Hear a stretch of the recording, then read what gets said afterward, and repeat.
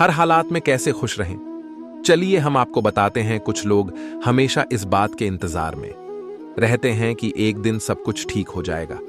ऐसे लोगों को समझना चाहिए कि परेशानियां जिंदगी का हिस्सा हैं और जब तक जीवन है समस्याएं बनी रहेंगी। इसलिए परेशानियां खत्म होने का इंतजार करने के बजाय उनके साथ जीना और खुश रहना सीखना चाहिए। उन्हें समझना चाहिए कि खुशी किसी घर में नहीं, हमारे आसपास ही रहती है।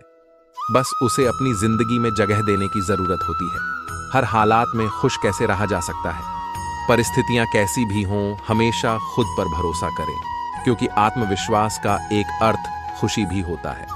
आशावादी नजरिया, सकारात्मक सोच और संतोषजनक रिश्ते हमेशा जीवन में खुशहाली लाते हैं। इसलिए इन्हें जिंदगी का अभिन्न हिस्सा बनाएं। अपने इर्द गिर्द ऐसे लोगों को जगह दें जिनसे अपने मन की बात कह पाएं, जो आपको समझते हो और आपकी खूबियों और खामियों के साथ आपको स्वीकार करते हो। ऐसे लोगों के साथ बिताया हर पल आपको सुकून देगा। हमेशा लक्ष्य बनाकर चलें। अध्ययन बताते हैं कि लक्ष्य बनाकर चलने वाले लोगों के मुकाबले लक्ष्यहीन जीवन जीने वाले लोग ज्यादा परेशान रहते हैं। इसलिए जीवन का मकसद तय करें।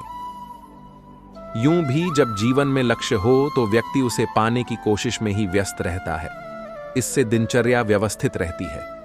नकारात्मक बातों पर विचार करने के लिए वक्त ही नहीं बचता। हमेशा समाधान के बारे सोचें। जब आप समाधान के बारे में सोचते हैं तो अपनी ही नाकामियों को एक तरह से हरा देते हैं। समाधान आपको नया रास्ता भी देते हैं और आपका खुद पर भरोसा भी बढ़ता है। खुश रहने के लिए अपने साथ घटने वाली सकारात्मक बातों को डायरी में नोट करें। जब भी मन उदास हो या नकारात्मक विचार मन में आए तो डायरी के पन्ने पलटें। डायरी पढ़कर आपको विश्वास होगा कि जिंदगी में बुरे ही नहीं, अच्छे दिन भी आते हैं। शोध बताते हैं कि फुर्सत में रहने वाले लोगों के मुकाबले व्यस्त लोग कम दुखी और उदास होते हैं। इसलिए खुद को हमेशा किसी न किसी काम में व्यस्त रखें। घर या दफ्तर का कोई काम नहीं है तो अपने शौक पूरे करें। कोई अच्छी फिल्म देखें, पसंदीदा म्यूजिक सुनें। कुछ लोग दिन भर की अच्छी बातें को भूल छोटी छोटी परेशानियों को गले लगाए रहते हैं। अगर आपका स्वभाव भी कुछ ऐसा है तो तुरंत बदलिए। रोज सोने से पहले दिन भर मिली तारीफ, दुआ और आभार को गिनकर देखिए। खुद समझ जाएंगे कि परेशानियों से ज्यादा दुआएं आपके पास हैं। आप कितने खुशकिस्मत हैं।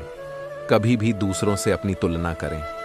तुलना करने से खुद से अपेक्षाएं बढ़ती हैं और पूरी ना होने पर मन उदास होता है। आप जैसे हैं उसी रूप में खुद को स्वीकारें। रोज सुबह उठने के बाद 2 मिनट आंखें बंद कर बोलें, मुझे खुद से और दुनिया प्यार है। नकारात्मक विचार दूर होंगे। दिन भर सकारात्मक ऊर्जा मिलती रहेगी। बीती घटना को हम बदल नहीं सकते। जो होता है अच्छे के लिए ही होता है। परेशानी की स्थिति में भी पॉजिटिव बनाए रखने और इसके विकास में मदद का एक सरल तरीका यह है कि आप यह समझ लें कि जो हो गया वह हो गया। बीती घटना को आप बदल नहीं सकते, लेकिन जो वर्तमान में है या भविष्य में होने वाला है उसे प्रभावित कर सकते हैं। खुद से कहिए कि जो कुछ भी होता है अच्छे के लिए ही होता है। जीतना है इस गुण का स्थान और कोई गुण नहीं ले सकता। दृढ़ता का स्वभाव आपको शुरुआत में दुख देगा। आपको चलना मुश्किल लग सकता है। जिन लोगों के पास दृढ़ता है वो विफलता में भी आनंदित दिखते हैं। कोई बात नहीं कि वे कितनी बार हार रहे हैं, लेकिन अंत में वे शीर्ष की ओर जरूर पहुंचते हैं। Time management. काम के लिए सुबह करें तो सफल होंगे का समय आदर्श है। पुनः प्रयास न करने का मतलब है कि आपने सफल होने का विचार त्याग दिया है या आपके भीतर मेहनत करने का हौसला नहीं है। सुबह काम करना सबसे अच्छा है। इस समय काम की गति तेज रहती है क्योंकि शरीर और दिमाग दोनों ही तरोताजा होते हैं। रात को हो पाते हैं, उन्हें पुनः प्रयास करना होगा। यह प्रयास पहली बार की गई गलतियों को सुधारने के बाद 2 गुने उत्साह एवं आत्मविश्वास के साथ करना होगा। वातावरण काफी कम हो जाती है, इसलिए दिमाग भी कम चलता है। दिमागी काम के लिए रात का समय कभी आदर्श नहीं होता। काम के लिए आदर्श समय तो सुबह का ही है। वही लोग सफल होते हैं जो जानते हैं कि वो सफल होने से कोई नहीं रोक सकता। डर लगने का मतलब है कि दिमाग पूरी तरह विकसित नहीं हुआ है। ऐसा वक्त जरूर आएगा जब आप अपने मुश्किल वक्त को खुश होकर सुनाएंगे। हर व्यक्ति के सुख और दुख अलग होते हैं। सबसे अच्छा वक्त सबसे जल्दी गुजर जाता है। आप क्या जानते हैं, इससे किसी को फर्क नहीं पड़ता। फर्क इससे पड़ता है कि आप अभी क्या कर सकते हैं या अभी क्या कर रहे हैं। बुरे वक्त को धैर्य और समझदारी से ही जीत सकते हैं। आज को संभाल कर रखिए, इसी से आने वाला कल खूबसूरत बनेगा। सफल लोग नापसंद कार्य भी खुशी से करते हैं। बहुत से लोगों को जब कोई नापसंद कार्य करना पड़ता है तो वो पीछे हट जाते हैं, लेकिन सफल लोग ऐसा कार्य बिना हिचकिचाहट प्रसन्न मन से बार बार करते हैं। उनका एक ही लक्ष्य होता है, सफलता प्राप्त करना। अधिकांश लोग असफल इसलिए रहते हैं कि वो कुछ सार्थक करना शुरू करने के लिए सही समय का इंतजार करते हैं। इंतजार न करें। सकारात्मक सोच के सबूत के रूप में यह भी है कि क्या गलत है और कौन गलत है के अंतर पर ध्यान दें। अगर आप हमेशा यह समय कभी सही नहीं होगा। आप जहां खड़े हैं वहीं से शुरू करें और आपके पास आपके अधिकार में जो उपकरण हैं उन्हीं के साथ काम करें। जैसे जैसे आगे बढ़ेंगे बेहतर उपकरण मिल जाएंगे। वैसे वैसे काम करने में मन लगेगा। नजरें मिलाकर बात करने से बढ़ेगा भरोसा। नजरें मिलाकर बात करने से सामने वाले को यह संदेश जाता है कि आप ईमानदार और सच्चे हैं। जब किसी को दोष देने की खोज में आप लगे रहेंगे तो सभी इस बात को समझ जाएंगे और किनारे हो जाएंगे। वो इंतजार करेंगे कि किस पर तलवार गिरेगी। हमेशा दूसरों की आंखों में आंखें डालकर बात करें। इससे न सिर्फ आपका आत्मविश्वास बढ़ेगा बल्कि सामने वाला भी आप पर विश्वास करेगा।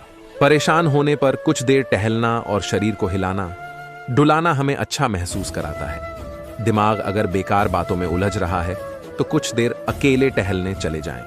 ऐसी जगह जाएं जो प्रकृति के करीब हो, आप जहां धरती से जुड़ाव महसूस कर सकें। यकीन करें, यूं ही टहलने से कई फिजूल के विचार शांत होने लगते हैं।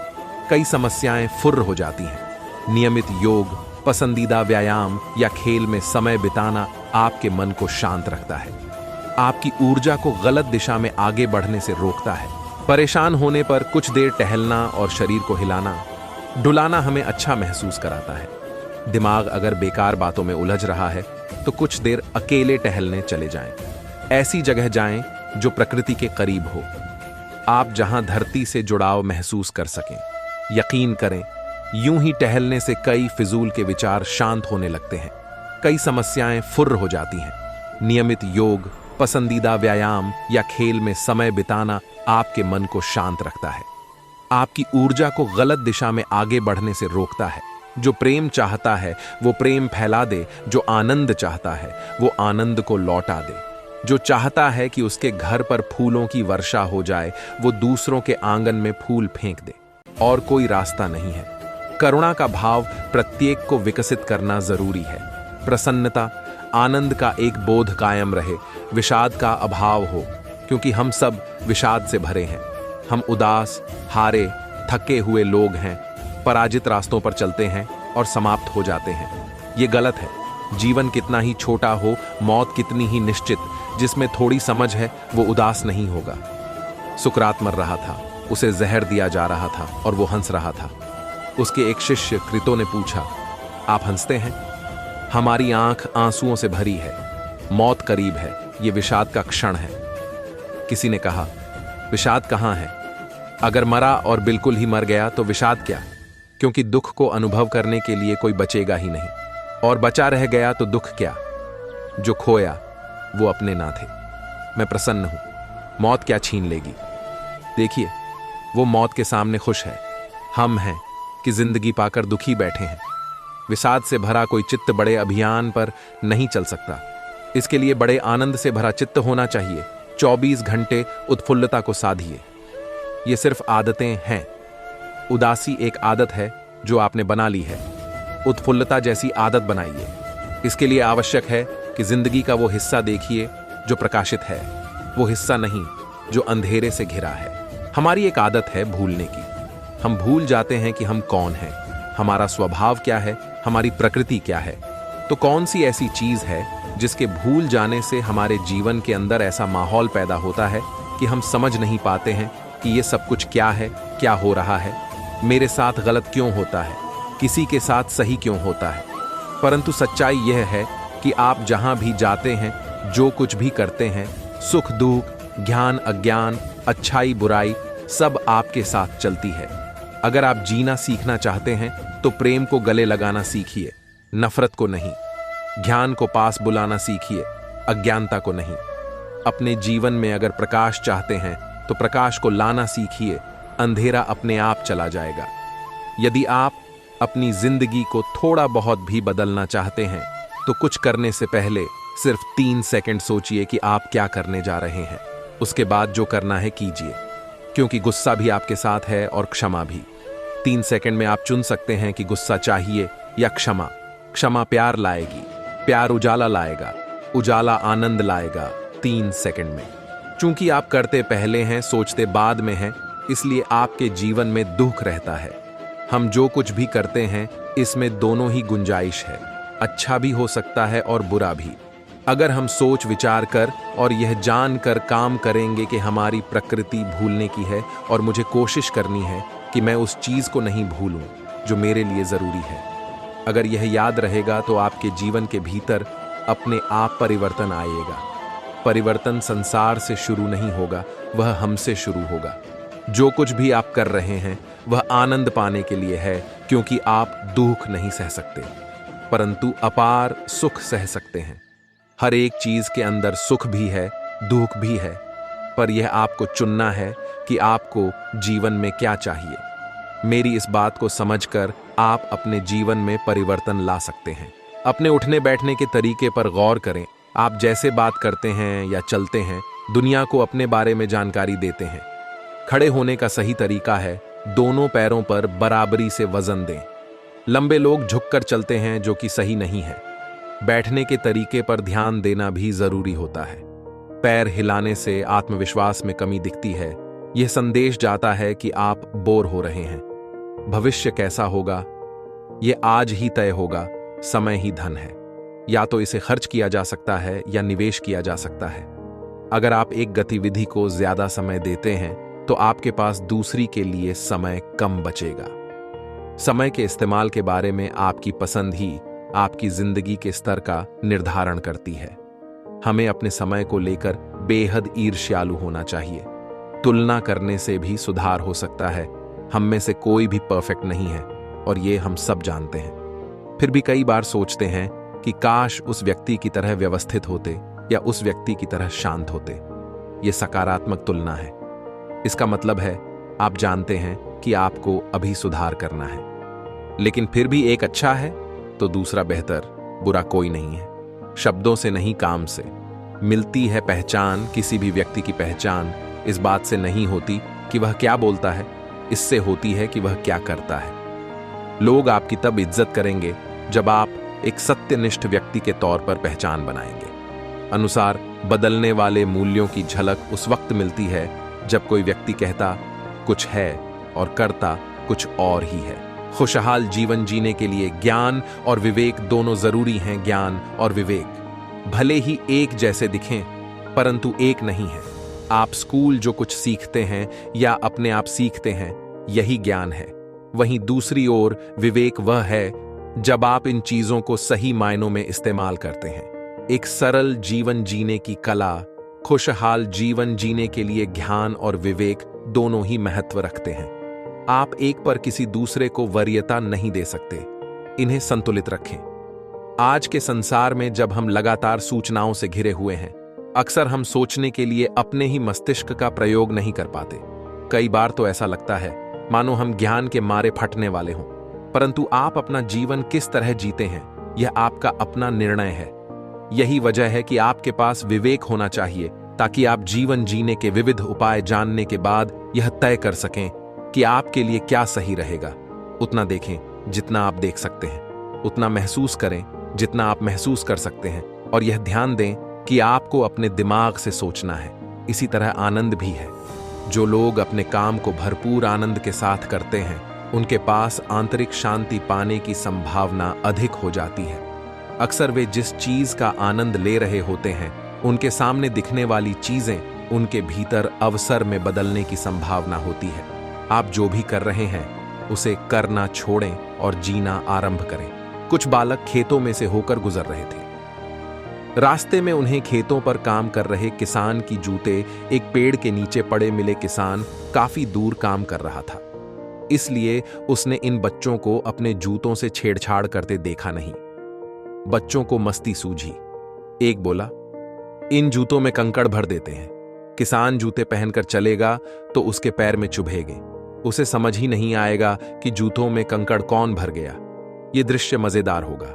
सभी बच्चे हां में हां मिलाने लगे, लेकिन उनमें से एक बोला कि नहीं, इससे उसके पास जख्मी हो सकते हैं। हम एक काम करते हैं, हम उसके जूतों में कुछ सिक्के डाल देते हैं, तब देखेंगे कि उसके चेहरे पर कैसे खुशी होती है।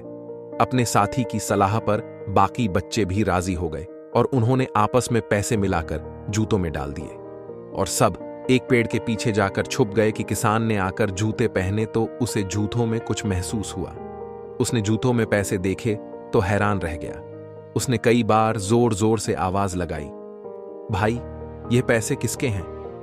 कोई जवाब ना आने पर उसने आसमान की ओर देखकर कहा, शुक्रिया भगवान, आपने मेरा इंतजाम कर दिया। अब मैं अपने बच्चों को आराम से खाना खिला पाऊंगा। बच्चे किसान की खुशी देखकर बहुत खुश हुए। इस कहानी से हमें यह शिक्षा मिलती है, मजाक ऐसा करें जिससे सामने वाले को कष्ट न पहुंचे और उसकी चेहरे पर खुशी दिखाई दे। किस चीज से आपको प्रेम है, यह पहचानने का वक्त निकालें। अगर आप किसी चीज के सपने देख रहे हैं और कुछ नहीं हो रहा है तो लिखें कि आप क्या हासिल करना चाहते हैं और सुबह उठते समय उसे अपने सामने रखें। अलग अलग तरीके से अगर आप उस पर केंद्रित रहते हैं तो मन आपको उसकी दिशा में ले जाता है। मन जो भी सोच सकता है और यकीन कर सकता है उसे हासिल भी कर लेगा। इसके होने की संभावना भी उतनी ही ज्यादा होती है। यह पहचानने का समय निकालें कि किस चीज से आपको प्रेम है। अगर आप ऐसा नहीं करते हैं तो बिना पतवार की नाव जैसे हैं। इसके लिए खुद से सवाल पूछें। सवाल पूछने से पहले खुद को आरामदायक मुद्रा में और मन को शांत कर लें। इसके बाद ही कोई सवाल पूछे, जैसे जीवन में मेरा उद्देश्य क्या है, या मुझे क्या करने के लिए बनाया गया है, या मेरे यहां होने का क्या कारण है। इस सवाल का जवाब अपने दिमाग से देने की कोशिश न करें, बल्कि इसे मन में लाकर छोड़ दें। 1 मिनट तक शांत रहें। जवाब आपके दिमाग में एक कौंध के रूप में आएगा। जब आपको जवाब मिले तो उस पर शंका न करें, बल्कि सोचें कि उस दिशा में आप कौन सा छोटा कदम उठा सकते हैं। हमें हमेशा पता नहीं होता कि हम क्या चाहते हैं, लेकिन हम निश्चित रूप से यह बात जानते हैं कि हम क्या नहीं चाहते। जो आप नहीं चाहते हैं उस बारे में करना या सोचना छोड़ दें और आगे बढ़ जाएं। तकलीफ में भी मुस्कुराना। हम में से अधिकतर को यही शिकायत रहती है कि जिंदगी में बहुत कष्ट है, हर कदम पर रुकावटें हैं। कोई भी काम हाथ में लेते हैं तो उसे पूरा करने में कई बाधाएं आती हैं। लेकिन क्या बिना समस्याओं के जीवन हो सकता है? जिस तरह मां की प्रसव पीड़ा के बिना किसी प्राणी का जन्म नहीं होता, उसी प्रकार जिंदगी में कोई भी काम पीड़ा सहन किए बिना पूरा नहीं होगा। लिहाजा तकलीफों से बचकर कीमती चीजें हासिल नहीं की जा सकती। किसी ने कहा है कि कष्ट सहने पर ही हमें अनुभव होता है और दर्द हो तभी हम सीख पाते हैं।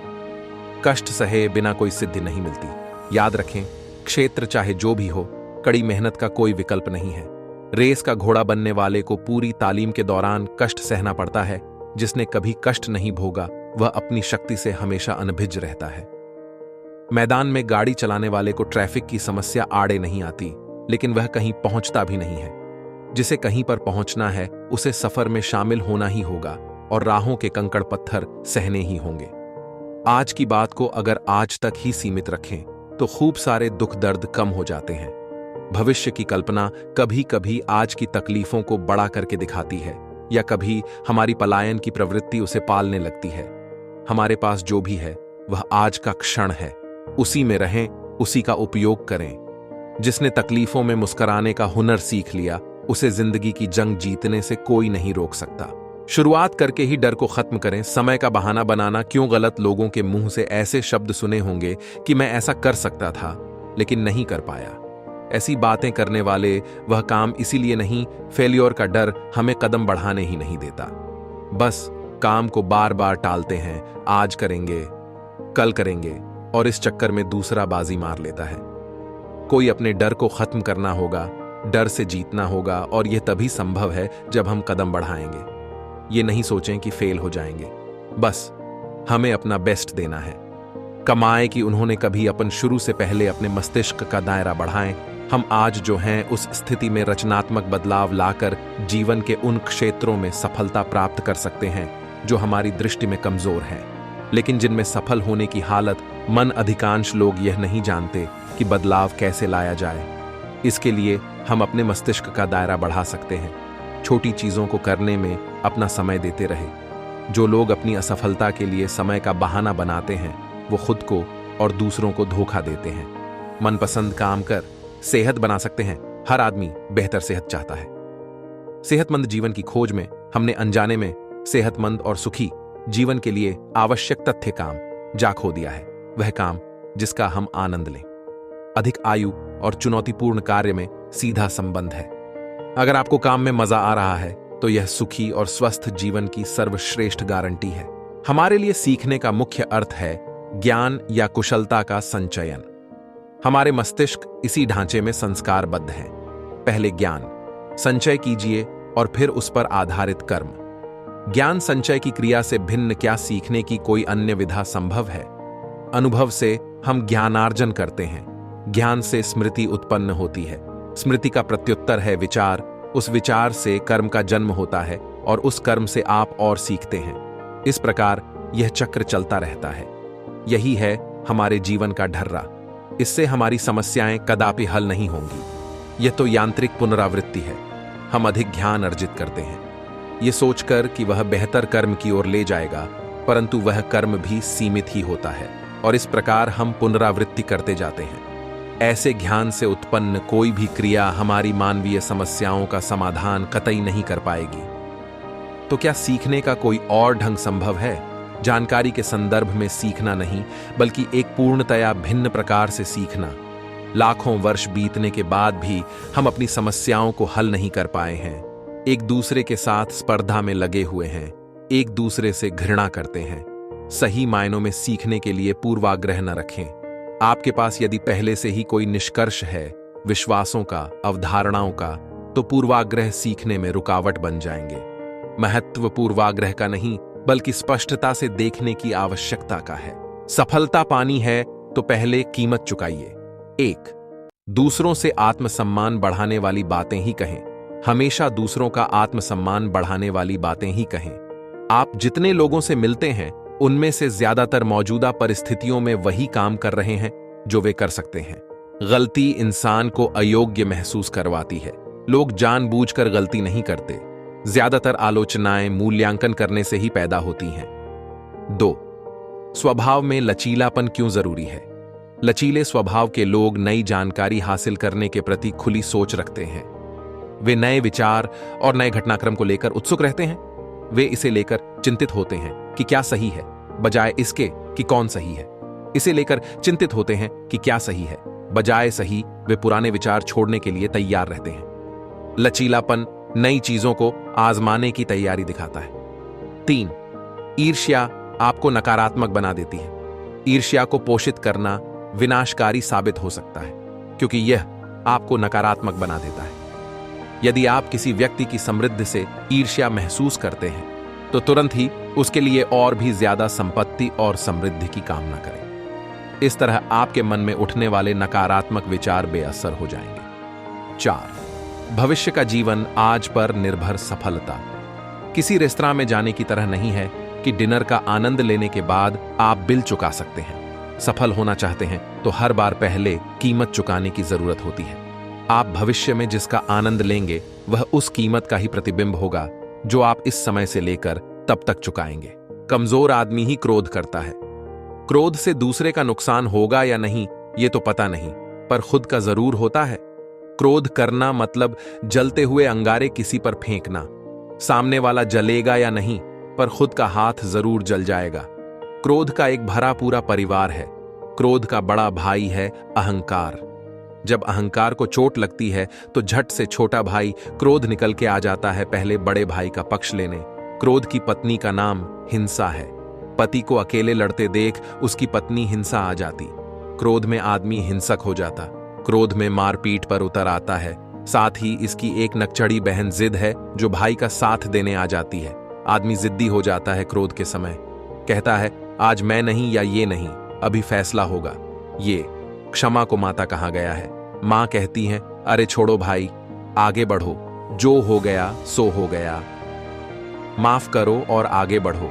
शांति को पत्नी माना गया है। कोई छोटी बड़ी बात हो जाती है तो पत्नी कहती है शांति रखो, ठंड रखो, जाने दो। सत्य को पुत्र कहा गया है। जैसे पुत्र की कदम कदम पर रक्षा करनी पड़ती है, वैसे ही सत्य की भी रक्षा करनी पड़ती है। सत्य बोलो, सत्य आचरण करो। हाँ, सत्य लेकिन हितकारी और मधुर होना चाहिए, भंडा फोड़ नहीं। संयम को अपना भाई बनाए, वो हर कदम कदम पर भाई की तरह आपका साथ देगा। शील और लज्जा दो बहनें भी हैं। आध्यात्मिक परिवार में हर हाल में इनकी रक्षा की जानी चाहिए। ऐसे आध्यात्मिक परिवार में रहा जाए तो आनंद ही आनंद है। हालांकि है जरा मुश्किल, फिर भी प्रयास करने में क्या बुराई है।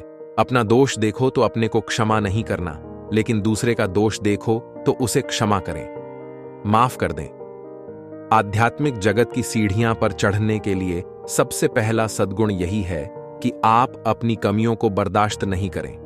आपके अंदर दोष है तो अपने को सजा दीजिए, पर हम तो उल्टा करते हैं। हम दूसरे को कभी माफ नहीं करते और अपनी गलतियों को हम गलतियां मानने को तैयार नहीं होते, क्योंकि हम समझते हैं कि हम तो गलत है ही नहीं, सारी दुनिया गलत हो सकती है। याद रखें, जो आपको 6 दिखाई दे रहा है, दूसरी तरफ से देखने वाले को वह 9 दिखाई देता है। और ताज्जुब की बात तो यह है कि अगर किसी की तारीफ करनी हो तो अमूमन हम चुप रहते हैं या 1-2 शब्द बोलकर अपनी जुबान को ताला लगा लेते हैं। पर कोई किसी की बुराई कर रहा हो, निंदा कर रहा हो, तो हम हमारी तरफ से भी खूब मिर्च मसाला लगाकर निंदा यज्ञ में अपनी आहुति डालने को हमेशा तैयार रहते हैं। उर्दू के एक शायर ने कितनी अच्छी बात कही है कि किसी दूसरे की तरफ एक अंगुली उठाओगे तो तुम्हारी 3 अंगुलियां पहले तुम्हारी तरफ झुक जाएंगी। आप अपना हाथ दूसरों की तरफ अंगुली उठाने के लिए उठाएंगे तो आप अपनी तर्जनी अंगुली को तो उसके सामने करते हैं, लेकिन 3 अंगुलियां पहले ही हमारी तरफ झुक जाती हैं और कहती हैं पहले अपने को तो देख। दूसरों के दर्द का एहसास होना ही शिक्षित होना है। आज अक्षर ज्ञान और बौद्धिकता के आधिक्य के कारण ही हम अधिकाधिक अहंकारी होते जा रहे हैं। यदि हम वास्तव में शिक्षित होते तो हमारा दंभ बढ़ने की अपेक्षा कम होता जाता। हम प्रायः साधनों को गंतव्य मानने की भूल कर बैठते हैं। आज हम अनेकानेक विषयों का पठन पाठन करते हैं, जैसे भाषा, गणित, विज्ञान, अर्थशास्त्र, वाणिज्य, प्रबंधन, धर्म ज्ञान आदि। ये सब शिक्षा के साधन हैं। इनसे जीवन में व्यावहारिक या व्यावसायिक कुशलता उत्पन्न होती है।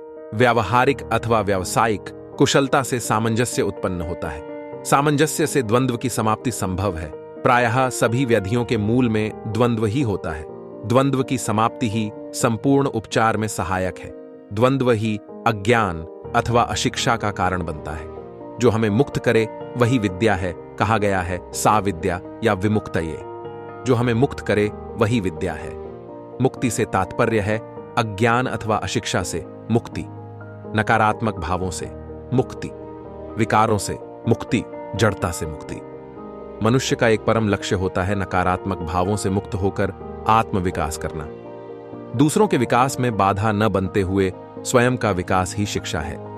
शिक्षा के लिए ज्ञान शब्द का प्रयोग भी किया जाता है। शिक्षा या विद्या की तरह ज्ञान भी विषयों अथवा पदार्थों का नहीं होता। बाह्य जगत का ज्ञान तो सूचना मात्र है। वास्तविक ज्ञान तो स्वयं के जानने को कहा गया है। जो स्वयं को जानने की दिशा में अग्रसर हो गया वही सच्चा ज्ञानी और वही सच्चा शिक्षित भी।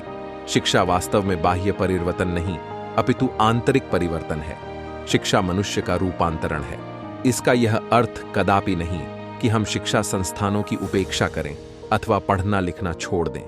मनुष्य के बाह्य विकास एवं वास्तविक शिक्षा प्राप्ति के लिए साक्षरता तथा औपचारिक शिक्षा भी अनिवार्य है।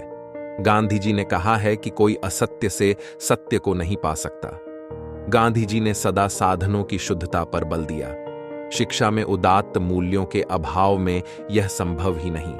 इन उदात्त मूल्यों की प्राप्ति के लिए सरकार के साथ साथ स्वैच्छिक संस्थानों को भी अपने उत्तरदायित्व को समझकर सही दिशा में अग्रसर होना चाहिए, अन्यथा ये सारी प्रक्रिया एक तमाशा बनकर रह जाएगी।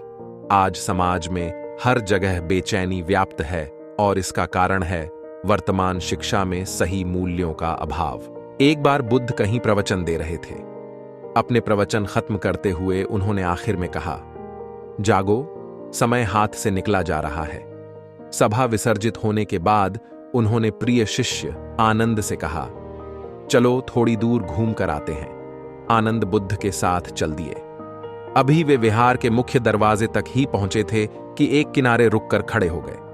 प्रवचन सुनने आए लोग एक एक कर बाहर निकल रहे थे, इसलिए भीड़ हो गई थी।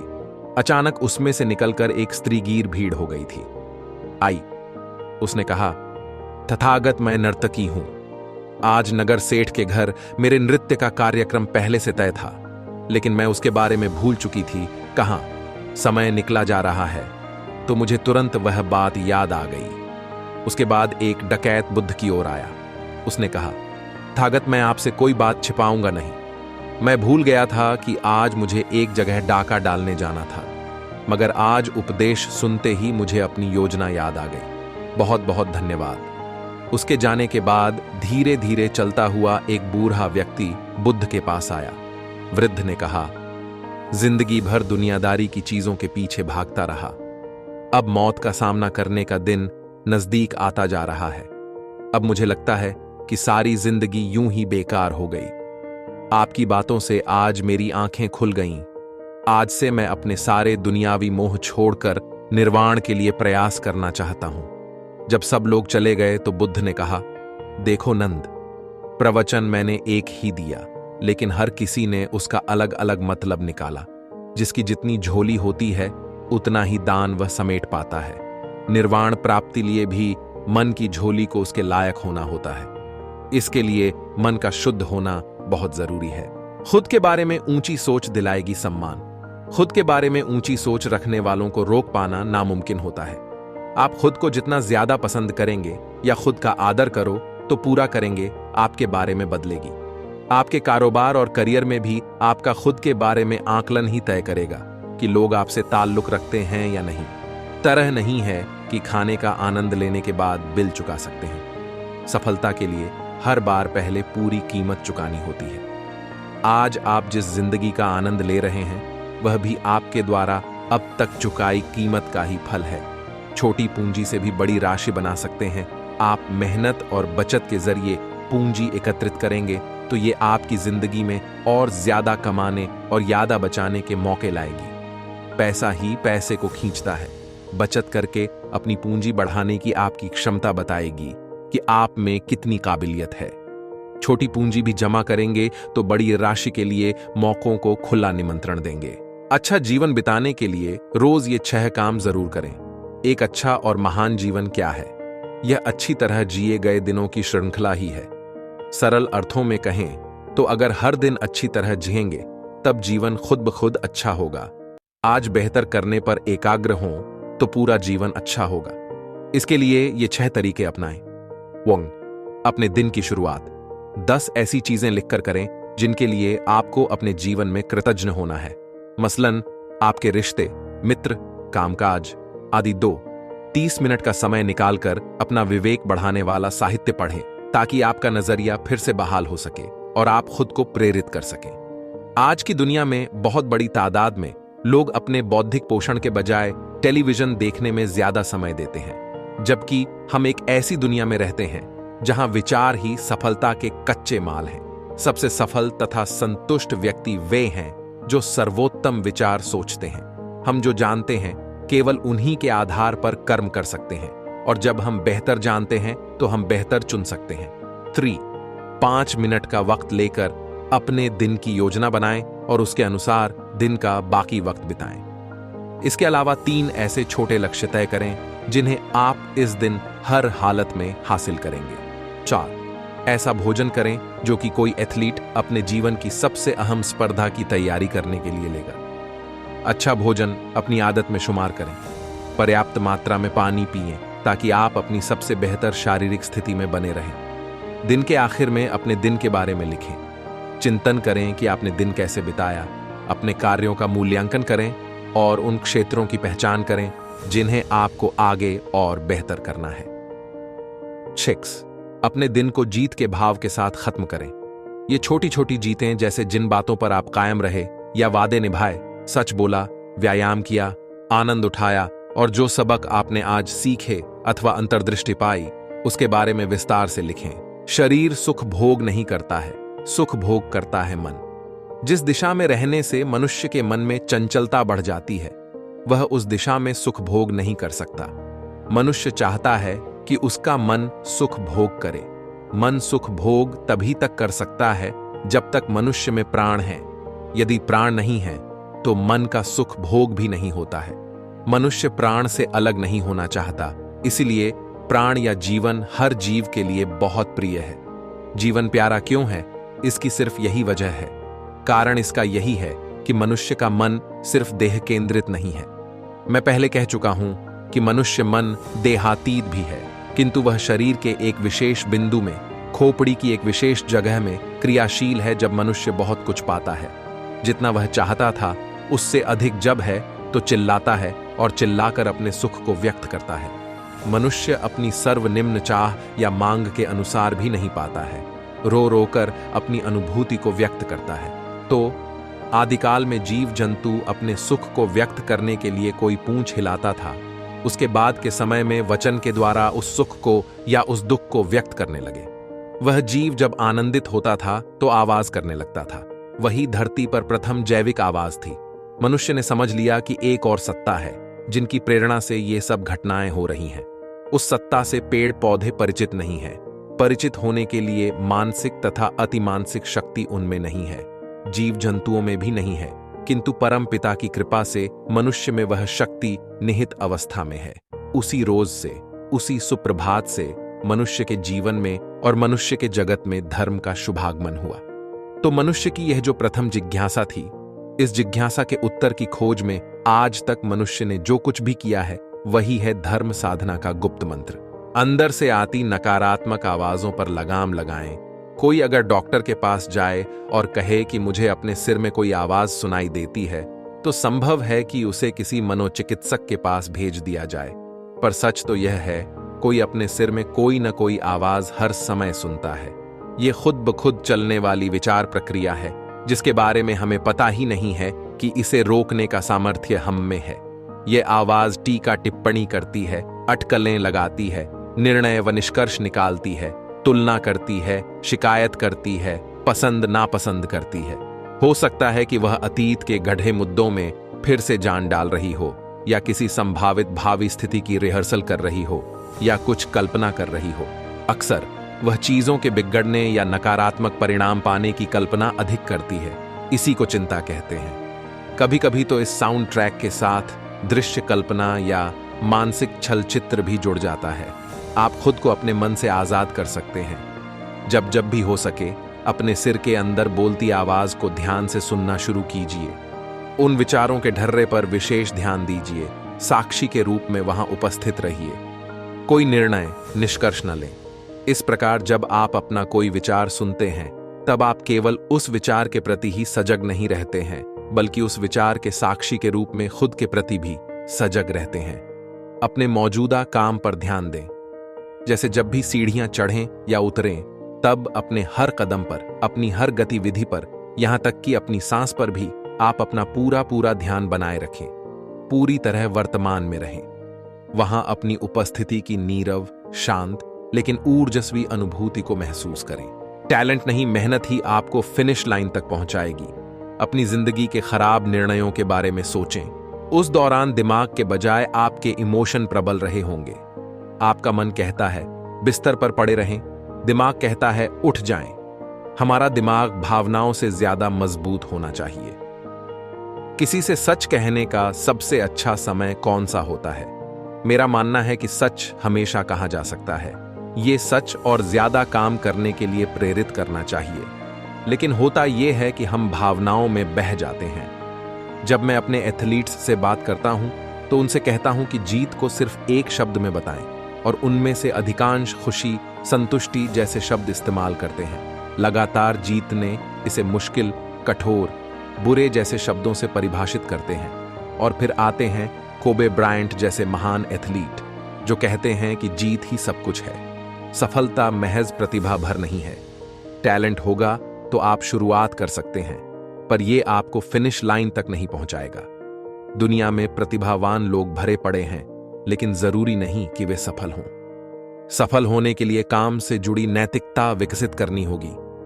कड़ा परिश्रम और आपके प्रयास 99% मामलों में टैलेंट को पीछे छोड़ देंगे। नौकरी की जानकारी एकत्र करें, उन व्यवसायों की सूची बनाएं जिनमें आपकी रुचियां मिलती हैं, और सैलरी की सीमाएं और भविष्य में नियुक्तियों को लेकर उस करियर पर नजर डालें। करियर चुनना आपके सबसे बड़े फैसलों में से एक है। आपकी आर्थिक, सामाजिक और निजी स्तर की संतुष्टि इस पर निर्भर करती है। यदि आप सोच विचार की इस प्रक्रिया को अपनाते हैं तो एक अच्छा विकल्प चुनने की संभावना अधिक होती है। अपनी रुचियों और प्रतिभाओं की एक सूची लेकर शुरुआत करें। पिछली नौकरियों या कॉलेज पाठ्यक्रमों के बारे में आपको सबसे ज्यादा क्या पसंद आया, और कौन उपलब्धियां आपको सबसे ज्यादा संतुष्टि देती हैं? केवल वेतन डेटा पर ध्यान केंद्रित करने के बजाय विभिन्न व्यवसायों को लेकर आप कैसा महसूस करते हैं, इस पर ध्यान दें। कई करियर परीक्षण हैं जो आपको अपने बारे में अधिक जानने में मदद कर सकते हैं।